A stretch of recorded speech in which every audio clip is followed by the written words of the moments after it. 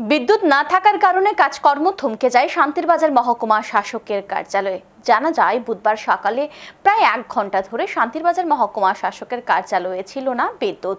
Office চলাকালীন সময় দীর্ঘ 1 ঘন্টা বিদ্যুৎ না থাকার ফলে মহকুমা শাসকের কার্যালয়ের স্বাভাবিক কাজকর্ম থমকে যায়। বিভিন্ন গুরুত্বপূর্ণ কাজে দূর দূরান্ত থেকে মহকুমা শাসকের কার্যালয়ে আসা সাধারণ মানুষকে ভোগান্তির শিকার হতে হয়।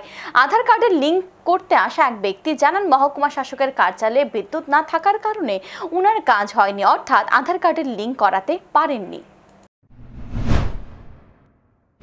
অপেক্ষা করতেছেন গেলে কারেন্ট নাই। কতক্ষণ অপেক্ষা করতেছেন? ও তো 15-20 মিনিট। মানে কারেন্টের লেগে কাজ হইতেছে না? না, এর আগে মহকুমা শাসকের কার্যালয়ে এভাবে বিদ্যুৎ নেই, আপনার কি মনে হইতেছে? এটা তো লগে এটা নিয়ম হয়েছিল, কারেন্টটা ঠাকানো দরকার।